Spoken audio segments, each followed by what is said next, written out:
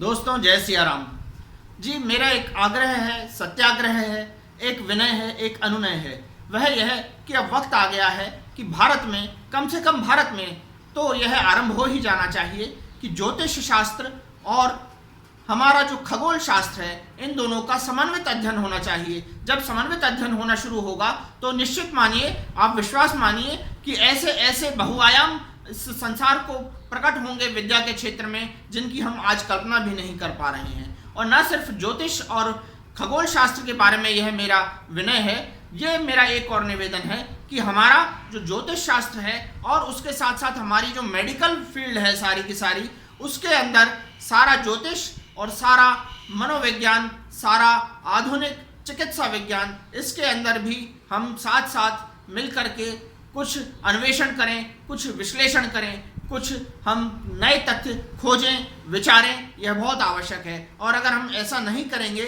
तो निश्चित तौर पे वही स्थिति बनेगी जो अभी हम देख रहे हैं सर्वोच्च न्यायालय में। स्वामी रामदेव जी वाला जो प्रकरण है, उसमें सर्वोच्च न्यायालय की आग्रह है कि स्वामी रामदेव जी गलत हैं, जबकि स्वामी रामदेव जी का आयुर्वेदिक पक्ष कहता है कि वे बिल्कुल सही हैं। उन्होंने जब कोरोना आया था तो उस समय पूरी तरह से राष्ट्र के मनोबल को न सिर्फ बचाया था आयुर्वेद के द्वारा, और उसको संरक्षित किया था, पोषित किया था और उसको समृद्ध और सुदृढ़ किया था। जी हाँ, तो हम चाहेंगे कि अब वक्त आ गया है, केवल हम नारे न लगाएं जय जय श्री राम के या सिर्फ हिंदुत्व के, हम उन दिशाओं में आगे बढ़ चलें जो हमारी मूल दिशाएं हैं। तो हम पाएंगे कि सर्वोच्च न्यायालय में स्वामी रामदेव जी और आचार्य बालकिशन जी को माफ़ी न मांगनी पड़े, और वे सारे जो आज हमारे विवाद के विषय बन रहे हैं, हम परस्पर शास्त्रीय तरीके से उस पर संवाद करें तो कुछ समाधान सारे संसार को प्राप्त हो सकेगा। यह एक सर्वविदित सत्य है कि जब कोरोना आया था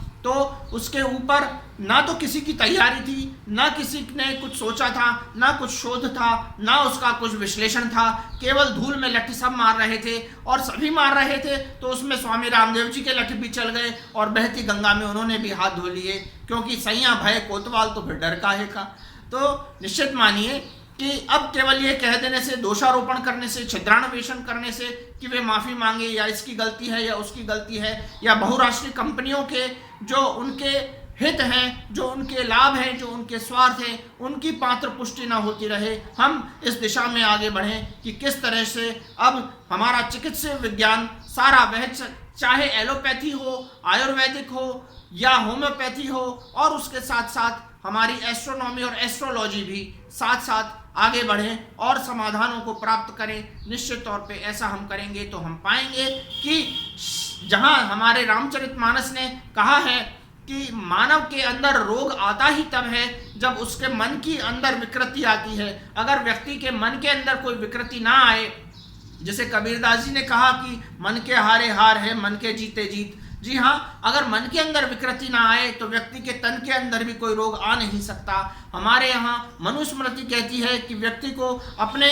आय का, अपने कमाई का दशांश, 10वां भाग, 10% दान करना चाहिए, और ऐसा करने से हम बहुत सी समस्याओं से बच सकते हैं। तो हम पाते हैं कि रामचरितमानस इस विषय में बहुत कुछ कहता है। उत्तरकांड में हम पाते हैं कि काकभूषुंडी जी और गरुड़ जी के बीच में जो संवाद होता है मानस रोग के बारे में, तो वहाँ पंक्तियाँ आती हैं, मानस रोग कहेहु समुझाई, मानस रोग कहेहु समुझाई, तो तुम सर्वत्र पुनीय अधिकाई। तो उत्तर में आता है, मोह सकल व्याधिन कर मूला, तिन्हते पुनि उपजहि बहुसूला, काम बात कफ लोभ अपारा, क्रोध पित्त नित छाती जारा, मानस रोग कहेहु समुझाई।